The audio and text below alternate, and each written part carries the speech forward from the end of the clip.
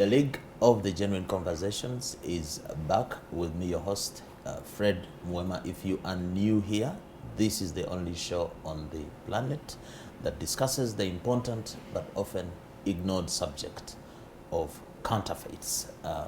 Thank you for making a date with us.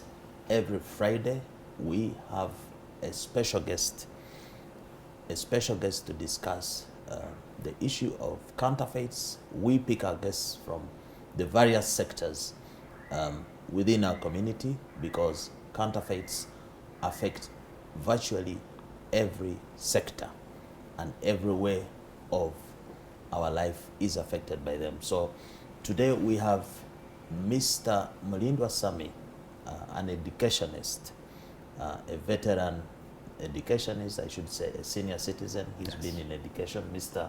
Mulindwa, you are welcome. Thank you. I am happy to see you on the show because as a teacher, Yes.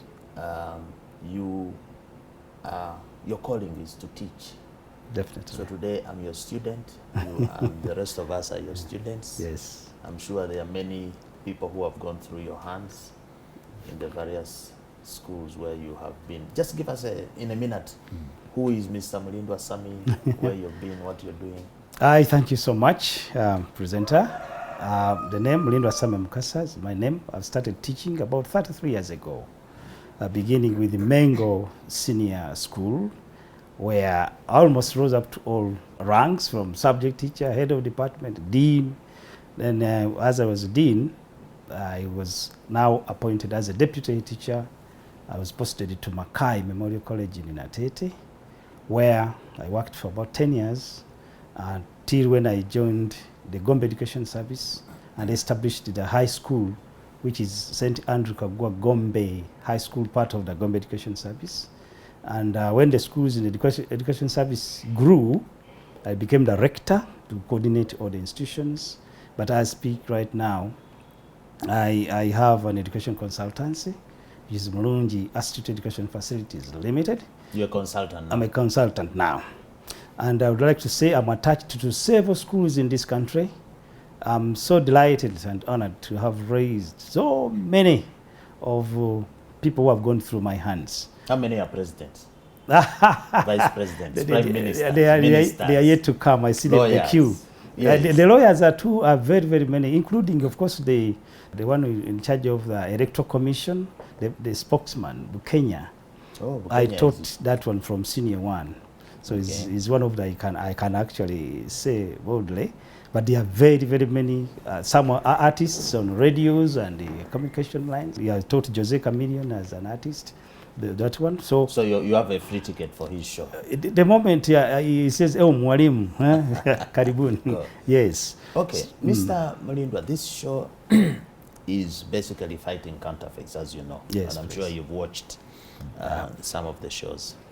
Do you know what a counterfeit is? Yes, a counterfeit to me is something which is fraudulent, something fraud, something which is fake, something that imitates the would-be thing. Real thing. Yes, the real thing. Like you can have a counterfeit certificate. And in education, we could see counterfeit pass slips, counterfeit certificates of different levels. Before we go into that, yes, my first job when I finished university, I was a teaching assistant. Yes. But I was not referred to as a teacher. Yes. Really, you wouldn't say I'm a teacher. Yes. But for you, a teacher, because you went to a teacher training school, you went to university, you did bachelor's, I think, in education, you even did your master's. Yes. So, and those people teaching, like the lawyers who teach at law school, the doctors who teach at medical school, the engineers, who didn't go through education school training. Yes. Aren't they faking it? Definitely. Do I need to be trained as a teacher? Definitely, you need to be trained. Because when we go through training, we of course we undergo through the methodology, the psychology of learning. We don't simply pour. We don't simply put material there, but we must know how to present the material in a trained manner to enable a child understand and grasp what we actually teach. When you are, for example, you get a first class or degree The next day you are invited to go to class. Not everyone who gets a first class actually can be able to transmit the same information that he has in the head or knowledge to the other learners. There's need to be trained on how to handle the material you are going to disseminate to the other people so that they understand. I don't even like, why should they be called teachers? Because I was called a lecturer. Even if you're a lecturer now, But that is teaching. that is where the problem comes from. You've not been trained. You are given the assignment. You teach as you want. You lecture as you want. That's why some of the learners fail to understand. No, but law school, for example, has been around since Makerere Law School has been around since 1970, and I think all our professors, all our lecturers never went to the Faculty of Education to learn teaching skills, but they taught us. They may not go through the Faculty of Education, but of course, as a school, there must be the training that you undergo as a teacher to orient you, to induct you into the aspect of teaching, because much as you lecture, but you are teaching. So maybe that's why sometimes we have challenges with some of the, I would say, the learned friends. Yeah, and the way they handle. For example, the other time I saw learners or students failing at a very high rate at the Law Development Center. A person who qualified and got a very good degree failing at the LDC. What could that one mean? This is one of the hardest. If it is hard, could it be maybe the approach to the teaching there? Wouldn't there be? There could be an issue there. Yes. But okay, Mr. Mlindwa, as an educationist, very experienced, you have been around long enough. 33 years in the field of education. To know that we never had issues of faking, of cheating, of whatever in our education system. Yes. Even during the worst times this country has faced, Amin's time and so on. We did, for us when we were going to school, it was not an issue. That somebody cheated, it was never an issue. Yes. Where did this faking in the education sector come from? Who brought it? Who taught us how to be fake and counterfeit? Which teacher was that? I wouldn't think maybe it was a teacher, but maybe the circumstances of the times that have kept changing, losing morality and that kind of thing. But when you look at the job market, the competition there, the coming in of the private sector in education, it brought about competition of which one is going to be the best school, the best to produce the best results. Oh, but even the public schools used to compete. The public schools, how many are they? They have continued to be there. But when the private sector came in, the competition became stiff. Now, I went to a private school. I went to Namasagali College, Father Grimes. Private school. Yes, maybe at that time. We still had no examination leakages or cheating. The Namasagali may not have had. We want to trace this issue of faking results. Why fake results? I would first of all attribute it to the need for these private investors, one, to make their schools known so that they get more learners. Two, the jobs that are not available easily these days, that one must have the qualifications, the qualification that you've got. When it comes to entering Makerere and other public universities, without the points, you cannot actually enter there. So it started when the few vacancies, they became few. So in order to also have a share on the entrance into the universities, they started to see how many learners have you pushed to the next level. So instead of concentrating on the teaching, and the concentration was on how many learners were able to join the university, how many learners were able to what they normally say spark and go to S5, and then how many are able to join the secondary schools. But there's an irony there. In our time, there was one law school. And The whole country, I think for law, the admission was only 45, 46 students for the whole country. And there was no cheating, despite the fact that there was only one university. Now, you have more than 6 universities, I think, offering, with law schools. One university will have 600 students, 300 students. Yes. Okay, of course, you'll say relative to the population, Exactly. that may be small. Are you blaming the counterfeits and the unethical practices in the education sector on the liberalization of the economy? Definitely. When we opened up? When we opened up, of course, with liberalization, it became everyone's what? Tech. During my times, in the 80s, scoring BBC, the man would even pause. What pause did You changed the way you walk. BBC, walk with your color up. But with the time, BBC, you can't even say that you go to BBC. It became you were failure with BBC. Exactly. So that kind of competition, maybe because of the very few universities and very few vacancies in the most competitive courses, members used to compete. Because when they brought on this issue of now first doing the pre-entry exams, it has a weight reduced a bit. But the other time on going on merit, that is where we see people starting faking, doing everything possible. I would say so many stakeholders involved: the UNEB, the schools, the parents, the learners, coming in to say, how do I penetrate? I want you to be a lawyer, a parent now. But in order to become a lawyer, to go to a law school, you must have had AAA.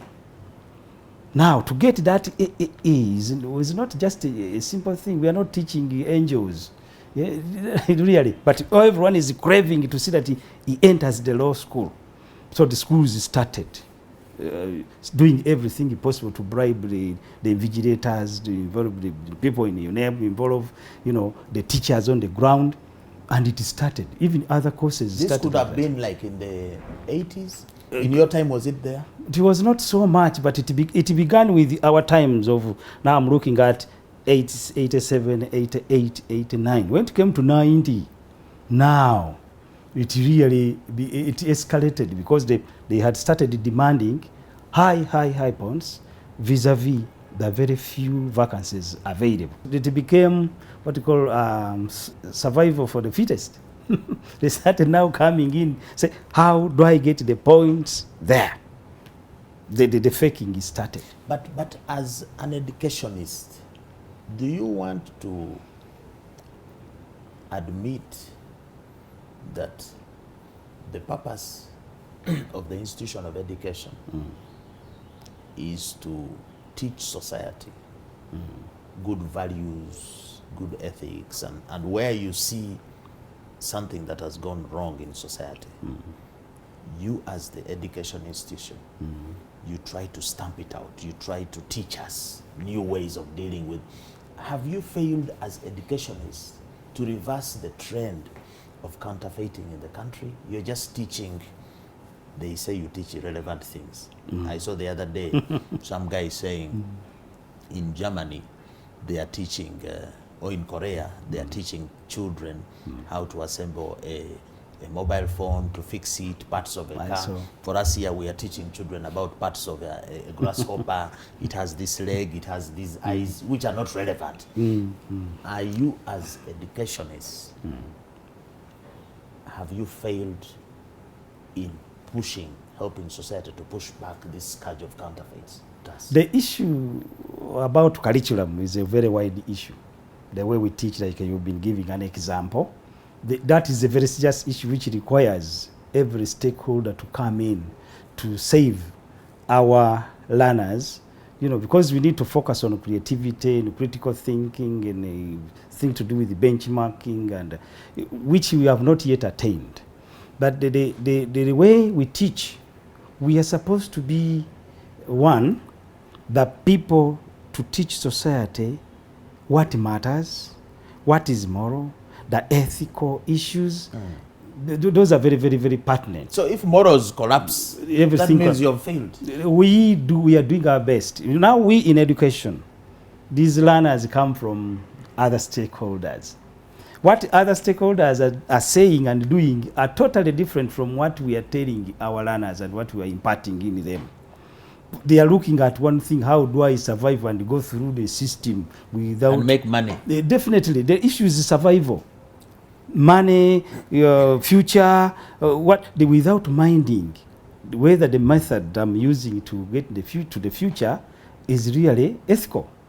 You said you can do some ethical thing using unethical means. That's what the normally say. Oh, you can do something. I can do an ethical thing without necessarily going through an ethical process. So definitely, that is psychological and philosophical. But the society, the way we are impacted on, or the pressures from different stakeholders are actually enabling the teachers to do their work.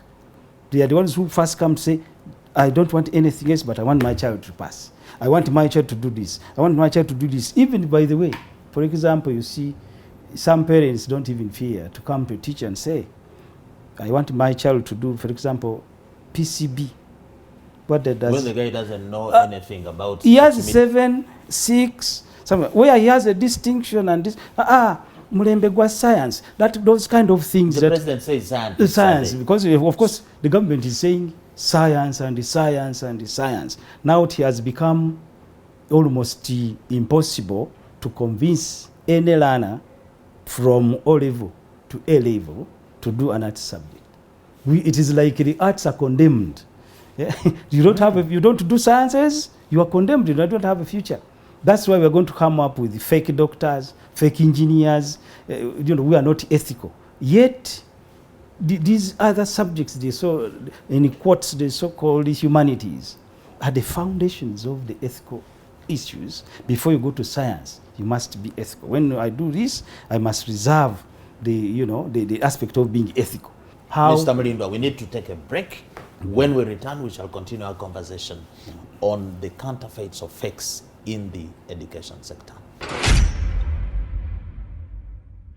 We're back with the second segment of the League of the Genuine Conversations. We are here with an educationist, Mr.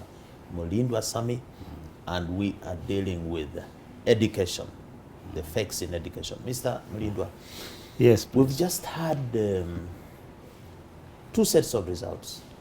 Yes. Primary living examinations and UCE yes. Results and high failure rate. Yes.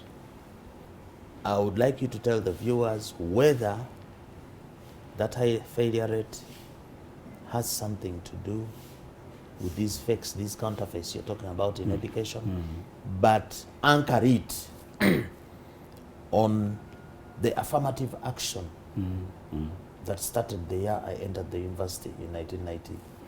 Affirmative action of giving girls 1.5 points. Was that affirmative action sowing a seed of fakeness? Because why would you, as my teacher, yes, give me 10 more marks or 2 more marks on my... Was the faking institutionalized? So just relate those two. First of all, the aspect of the failure rate, look at, for example, the PLE.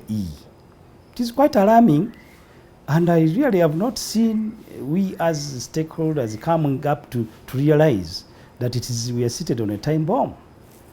I don't really see that the urgency to actually take to the stakeholders to say, could we have a sort of like a dialogue on this so that we address it? Because when you look at the over 97,000 learners at PLE. How many sat?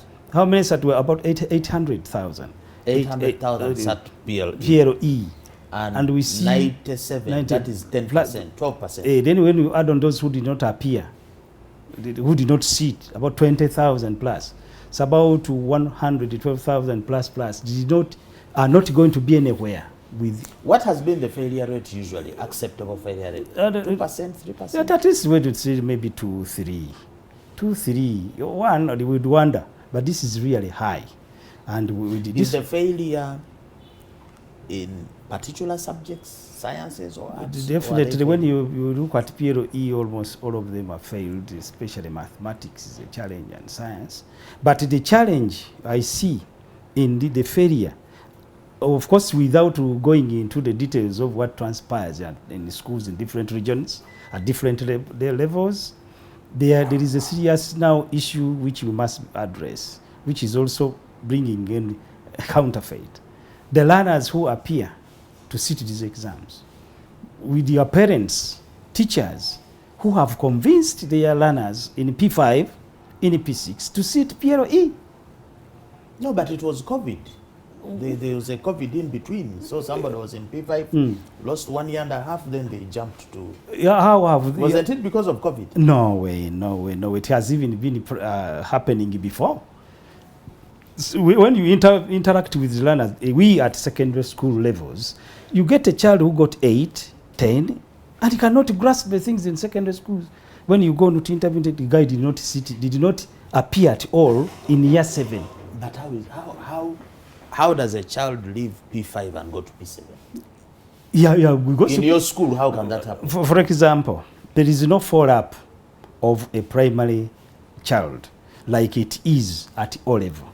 At O level now, you can no longer take a child from S3 to senior 4 because they count 4 complete years at secondary level.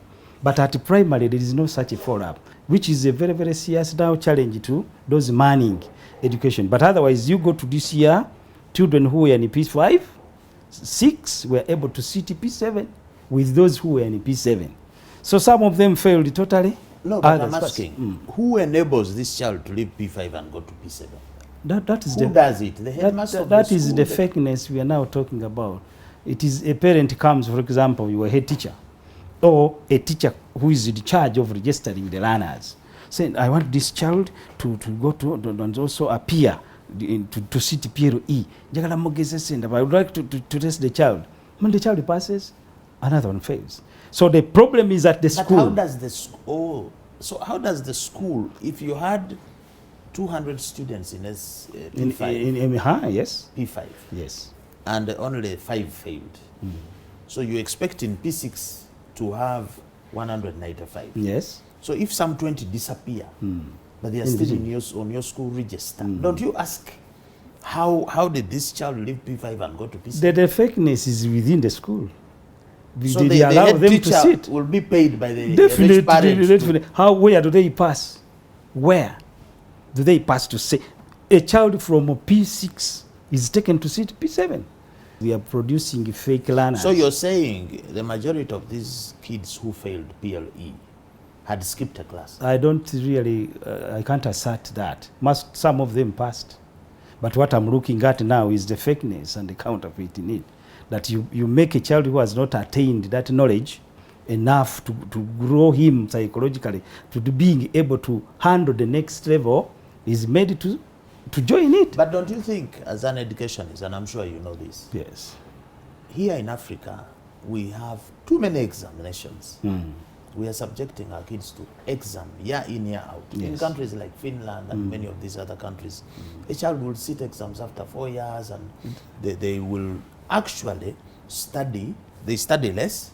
Yeah. It's not our system of a child wakes up at 5, then the van takes them at 6, then they come back, they have homework, then they do it. So the kids, I think, are even traumatized, you know? Definitely. Too much of this. Now, don't you think that maybe there is a need for us to rethink the way we are teaching? You educationists are pumping our kids with a lot of stuff. The issue is so wide that it comes right from the way we handle our curriculum, what is expected of a child of P7. They can even give it to a university learner and cannot answer. The thing is beyond the understanding of these young people. That what is being addressed, and I think with the time like now, they have started with the O-level curriculum as you see it now. It is the competence-based kind of approach is trying to address that. But when you look at what a child of P5 is studying today, P6, P7, those are things that are really of very, very high level that a child cannot. That's why now the cheating comes in. We in the secondary schools, we are experiencing a very, very serious challenge of these learners who come from these the schools they have passed, but when actually it's as if they have never gone to school in some of the aspects that would be very, very normal and very obvious. But don't you think that the way we teach, some people say our education is counterfeit because it is based on cramming, memorization. It is not based on understanding. Even if you did what, for as long as I must cram and then go and put the paper You reproduce. we have one answer for each question. There must be one answer. We are not allowed to say, if a child says they show him something and this child says goat and another says dog, both are correct. Yes. Because this child's perception and creativity is... so what use about this cramming business? That is the fakeness. Making us zombies. When you see the correlation between what the child, the product of a certain level, wouldn't be all that too much work there that requires a lot of cramming and putting the answers it's supposed to be. It does not allow creativity, first of all. It does not allow critical thinking. And the answers... Problem-solving skills. They are not perseverance. There. Yes. So, that is what we are fighting now to see that it is changed. And we in Uganda have always said one thing. Don't we benchmark?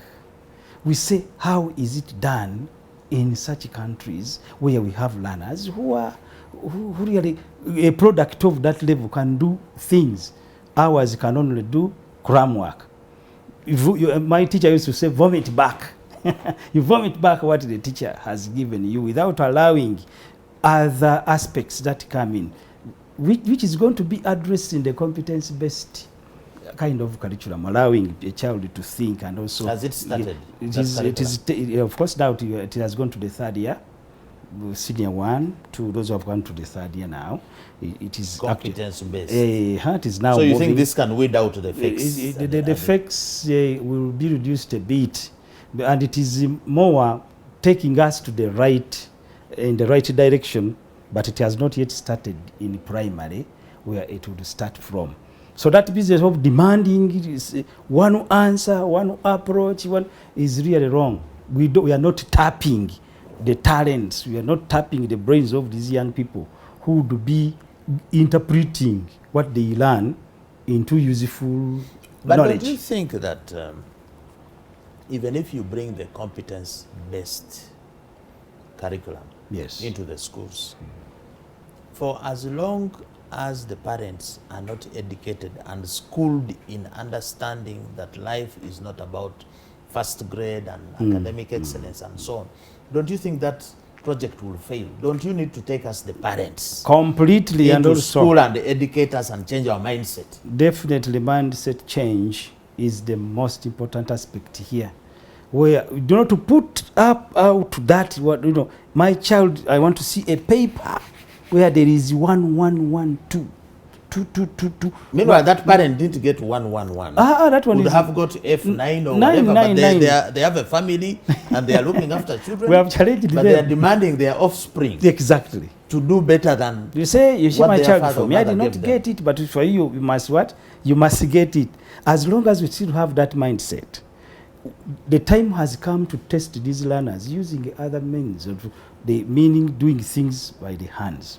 The skilling of these children is most critical now.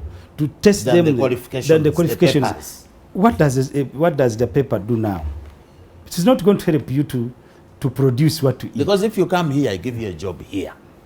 You show me your papers, you put them aside, you start working with your hands. Definitely. What are you if going you to don't deliver, you don't bring the paper and say, but sir, here is my paper. Exactly. Take it to court to argue the case. What you can be able to do with your hands, with your mind, with your critical thinking, with your creativity, innovation, those are the things that we need now. That's why in some countries like Canada, I have a friend who is a lecturer there.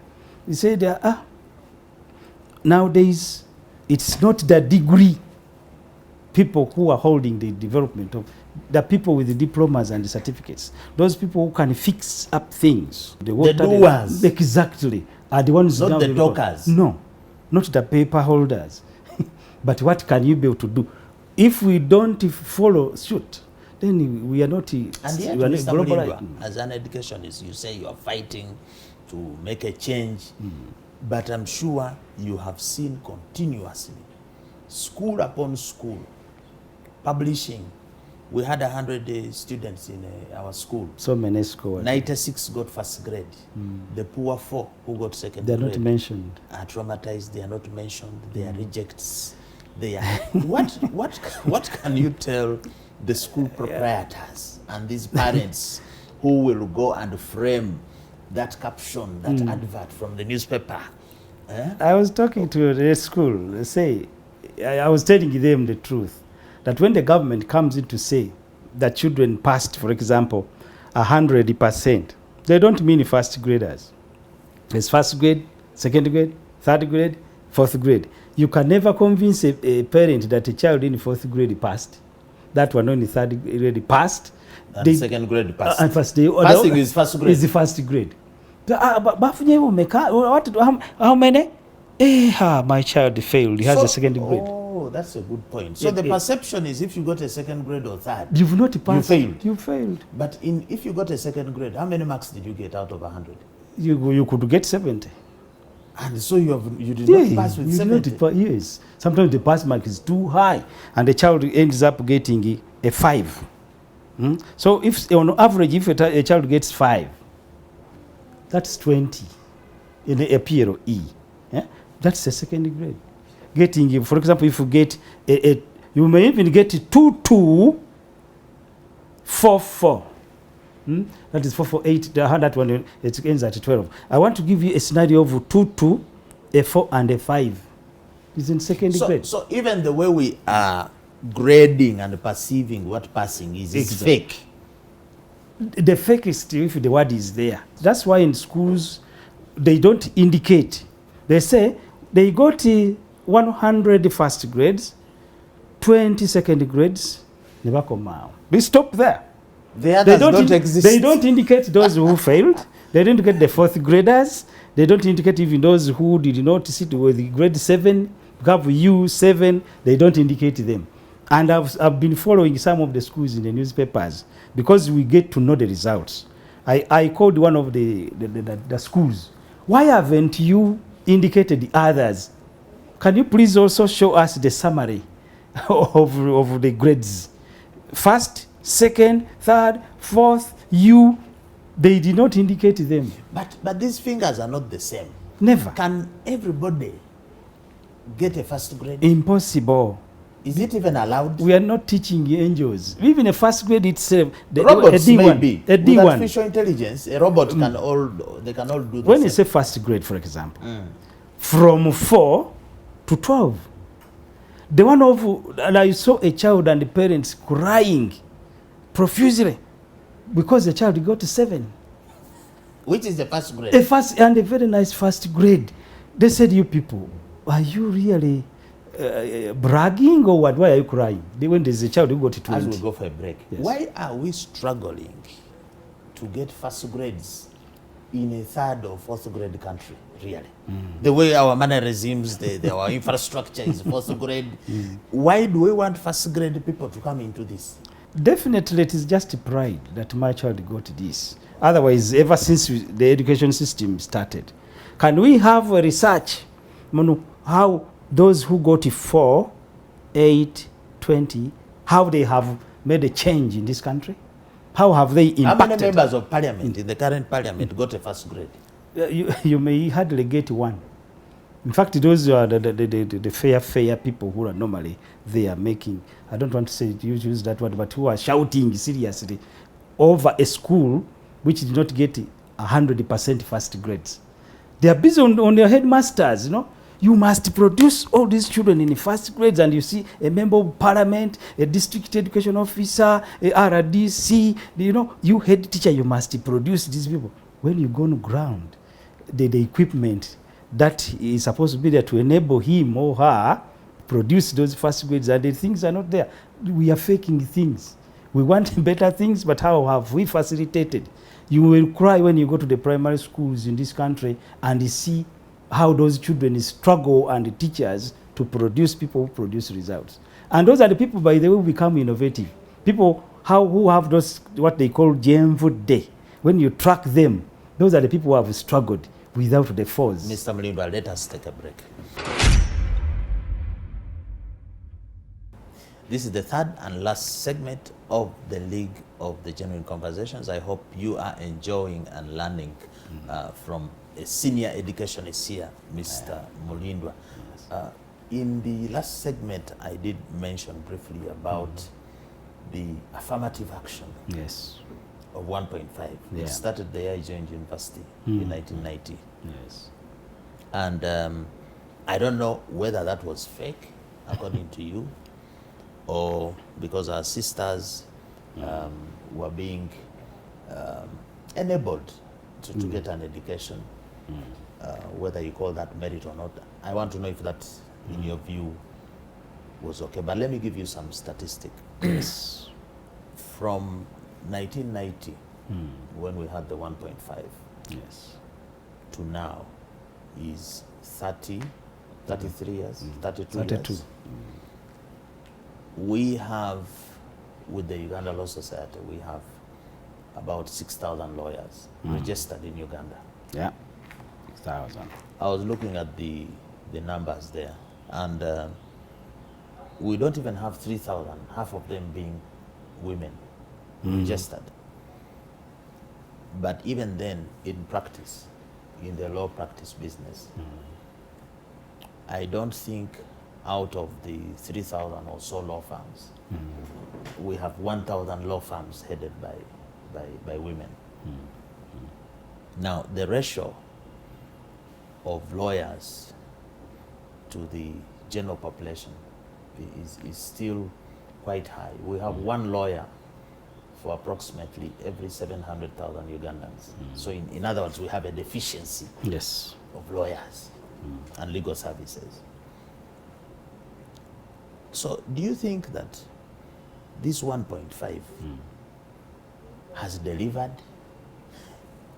the desired result, or is it actually, and I don't know if it is still there. It is. It is still there. Do you think that it is in a way perpetuating counterfeits in the education sector? Personally, I would think, I don't know, the architect solved the 1.5, of course, due to outcry of women who were vocal at that time, and the deficiency that was there in the law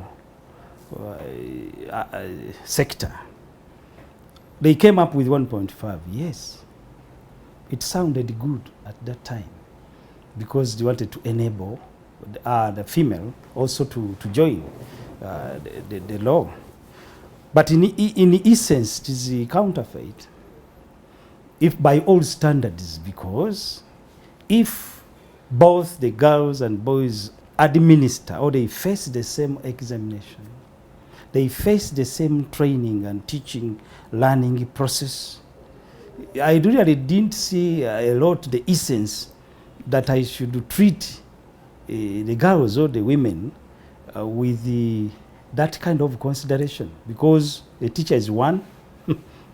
We are producing people whom we think can enable this country to resolve issues in terms of in the legal world.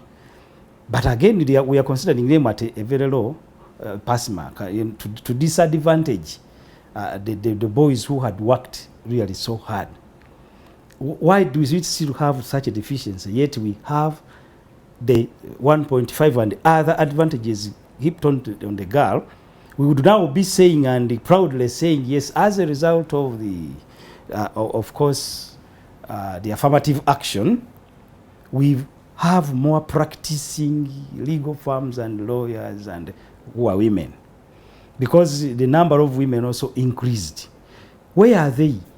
How come that maybe, is it that after studying law they don't go into practice? Where do they disappear? So would that from? be Have wasted? we benefit? wastage, real. A boy who would have Definitely, taken up it the profession. deprived the boy. But we stand a risk of being accused, being men on the show now, for being chauvinist, and because there is the saying that when you educate a woman or a girl, you educate the nation. Yes.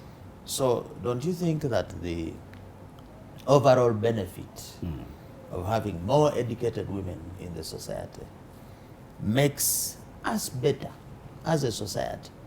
Whether they actually apply themselves, and whether we now have improved agriculture, for example, because a lot of it is that we have women there, whether we are not seeing the benefits, is it okay? Can we discount it and say, no, but generally they are more educated, they had a university education or a diploma, it is okay? Can we compromise standards like that? What is being better? Do we work? We have educated them, yes. But are we achieving what we said to achieve? In the legal fraternity, if we wanted to increase in the numbers of those people to practice, the legal practice, and they are not there, are we saying that we are seeing improved homes and rearing of children because their mothers are educating a nation?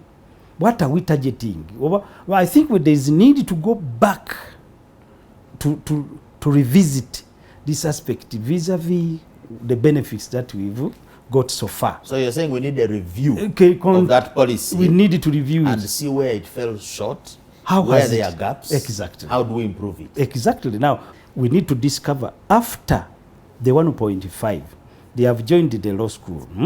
What happens there in between? Maybe they have a way. The irony of all these things is that at the same time, as a society, we are fed on the notion of equality. What a man can do, a woman can do. Equal opportunities. If a woman can be a chairman of the man can be a chairman of the board, a woman can be. Now, isn't it a contradiction to have equality at the top here, but at the root you have inequality? Because we are equal before and under the law. Definitely. So I don't know. It appears as if there is in our DNA equality, some ingrained inability to just be straight and clear on some of these things. When you say equality, there are certain things that may not change so much. And I know there are people who are listening, who are viewing, and will be saying, what's wrong with these men here? But these are facts on the ground.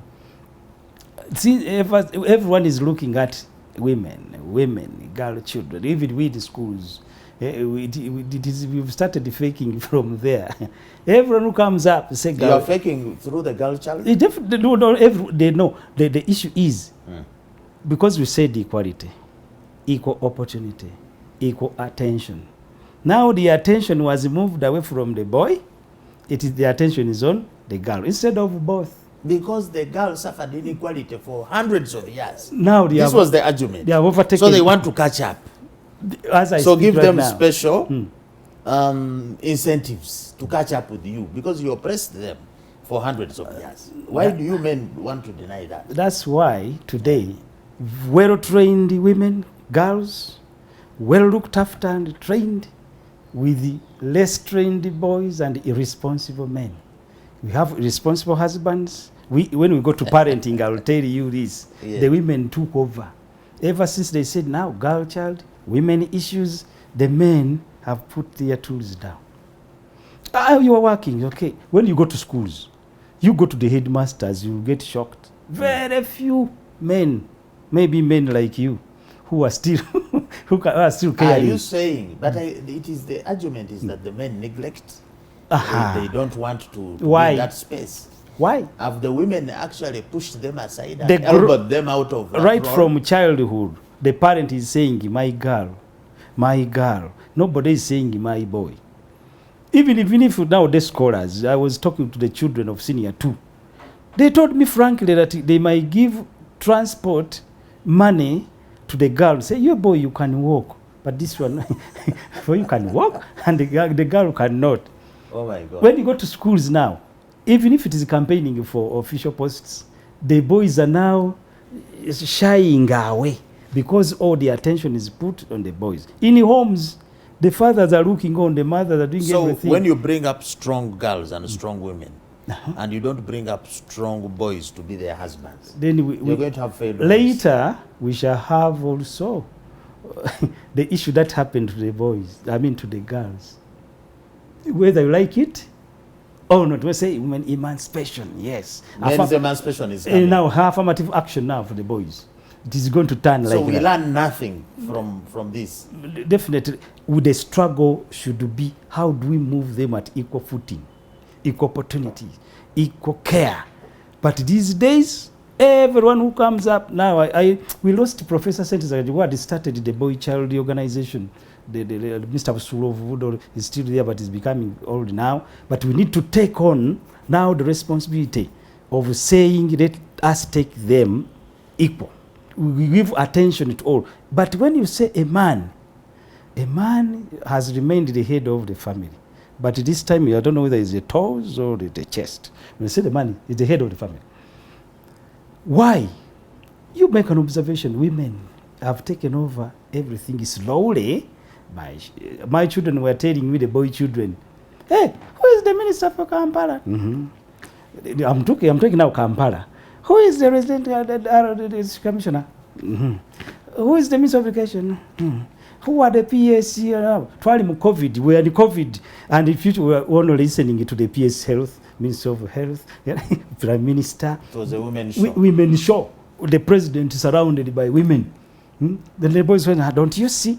Teacher, tell us. Don't you see there is something wrong here? Everything is now women. Now when it comes to 1.5, which is sometimes, I would say, being wasted because of the outcome. Using only the legal fraternity, that's where we would see that one coming in. Depriving the men or the boys who would be now helping us to resolve cases now in the courts because of the deficiency. Because society, the way society is structured, the way God made it, there must be leadership. Definitely. The leadership position is an office of a man. Now, if the leader absconds from duty, how will that society be? Of course, we want to be guided. The reason maybe why we have a prevalence of counterfeits? Somebody might say, without proper leadership, you cannot fight your enemy. Definitely. Okay? If your house is in disorder, definitely, the enemy will attack you it becomes and hit you. The best unit of the and seeing that the role of providing, purchasing for our homes, a lot of the shopping is done by the women. Do you think that probably counterfeits have found a soft spot? Definitely, once the man in the home is down, they will go quietly through the madam and get into the house. The children are owned by women now. But don't you think we are just being grumpy? Grumpy men. Yes. Because somebody might argue that counterfeits equalize any inequality. They equalize because counterfeits affect men and women equally. Equally, yes. So that the arguments that we are making of the inequalities are superficial and are not important in this fight against counterfeits. Do you think it is true that we should restore the man in their God-given position if we are to fight counterfeits, or we can go the way we are? You have said it rightly, in their God-given positions. God-given positions. Because when you go to the creation, God created man first, give him the responsibility, but said, okay, it was not okay for him to live alone. Then a woman was created, actually was made out of the man. So if we go back to that position, knowing that we are supposed to be in the lead position, it is the man who named the woman. Then they started, when you look what I've been telling these people, it's like a joke. You can't say human without man. You can't say female without a male. You can't say she without a he. Not even a her. Everything is there. The man Even if you say now managing, we are managing, which means the position of the man is so critical. Even after prayers, we say amen. Man, God is portrayed as a father. That one is enough, is to inspire the men to work so hard, to be in a position, to be in charge, even for the parents to know that I'm training and raising up a man who is going to be a leader. Now they are training up a woman who is going to be a mother, a woman, and also a leader. Because nobody is actually... Some people say they are training up a woman who is going to be a man also. Definitely, because that you the men roles have abandoned your responsibility. That's why we have a lot of fatherless men who fail to provide. They have to be taken to court. So don't blame the women. So that the men are being fake. Counterfeits. We are faking parenting. Talk about, as we close, the faking in the parenting. The parenting, yes. We have a crisis in parenting. Definitely. Is it the fault of the man or the woman, or both? Sometimes it's both. Sometimes it's the man. Sometimes it's the woman. But so from your experience, where is the crisis coming from? The crisis, we failed as men. We are paying. To take our position. What we are paying for now is our negligence, our lack of focus on this boy child as he grows up, to put him in that very position of knowing that he's the head, is the leader, is the one responsible for the family. The attention was put on the girls. The girls are not, they have not been brought at the same pace as they are creating a family or a home. So I said that there is faking in parenting, that most considerations today is given to the girl child. The most consideration is given to the welfare of the girl, more than that of a boy who is supposed to struggle. Having no role models to follow as men and fathers. Because there are so many weak men now. The men are weak. Why are they weak? We are paying for not taking it seriously. Because the men, apart from you here maybe, the men have not come up to say, yes, we must take the mantle, we are the men. Yeah. So the blame, look at the man who has failed to take on the responsibility of a father, of the head of the family, head of the clan, head of everything. Because they have grown up being told like it is wrong or it is evil to be a man. But what shocks me as we close, why is it that animals do better than us? Definitely. Because the animals have not reversed roles. The male is a male, the female is a female. Whether you like it or not. But nowadays, we will go to schools. Don't go anywhere else. Simply sample schools, and you see how irresponsible fathers and men we are today. And then we shall go back to the real parenting. But the issue of bringing up these children, a boy and a girl, most parents have not bothered to create that man who is going to take charge of the affairs in a family. The attention is given to the well-trained girls, getting married to irresponsible husbands. No husbands. Yes. We have Dankani here as the drivers for counterfeiting. Do you agree that those drivers are actually responsible for the proliferation of counterfeits? Which one stands out for you? Negligence. The negligence of the men you've been talking about. Exactly. Negligence there is very seriously. But for negligence of the effective cooperation, I can see everything there is very serious. Now look at that one, concealed danger. The dangers of raising a boy not to be in that position, to me I look at it as very serious there, which must be addressed. What about affordability? I can't afford the genuine. Affordability, maybe, but this danger here, because danger, even affordability comes in. Now, in relation to what we are discussing, when we bring in affordability for the counterfeit, do we say we men cannot afford to pay the fees? We cannot afford to be trained and taken to good schools for training? Can't we afford to look after our families? And we afford to get the resources to manage the homes and the work? Buy genuine products, or we just buy anything that comes in. That's why we end up taking children to any school that is cheaper. I'm telling you, they take Buy the child, any food, any shoes. the junk food, any shoes. You've talked about the shoes. A child is bought a shoe which does not last for a week or 2 days. Counterfeit. Affordability. When we say now a shoe is, it is expensive. The good shoe, 150, 200. That is too high. Then somebody brings one of 25. But they want 15, 20 there. When the child puts it on in a week. Meanwhile, the child will get deformed as well. Definitely. Because of wearing some the have wrong been shoe. even pierced. Give us a message to Ugandans, to Africans about this issue of counterfeits. Give us your message. Ladies and gentlemen who are viewing, who are with us, I would like to send this outcry. Let us wake up. Let us ensure that we look at the value of what we do, the value of what we buy, the value of what we say and what we speak. There are so many ways in which we fake, first of all, from our homes, the way we grow up as children, in our schools, the way we are demanding for results, even whether by hiccup, building fee. Now the schools that are asking for these things, also there is some bit of counterfeit there. I saw extortion. I saw schools asking for 4 million, total of 3 million. Now, isn't that really a counterfeit thing? What is it that this child is as if he's paying for? By the way, a secondary school, some education has become cheaper than a university.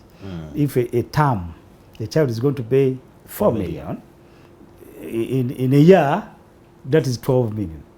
That is, you find a semester, a whole year of university spending 6 million or 8 million, but a secondary school child is paying more than that. So the schools sometimes charge, or say normal, that thing. And that's normal. We have accepted those extra charges. Building fee, PTA fee, exam fee, IT fee, computer fee, everything. It's normal. It has become normal. That is counterfeit. It is depriving some Ugandans, some people in schools, not even in Uganda only, who would have taken on education because they cannot afford. They are being locked out. Exactly. Mr. Mlindo, it has been a pleasure to host you. We have been discussing matters counterfeit in the education sector. We have had to help us understand and unpack this subject in the education sector. A senior educationist, Mr. Mulindwa Same Mukasa. We hope you have been able to gain some knowledge and understanding of why we need to take care about this menace of counterfeits. As always, we appreciate you making a date with us and staying with us through this conversation. We request you to subscribe. We appreciate if you can share, spread the gospel as wide as possible. And as always, don't be fake, buy and sell genuine.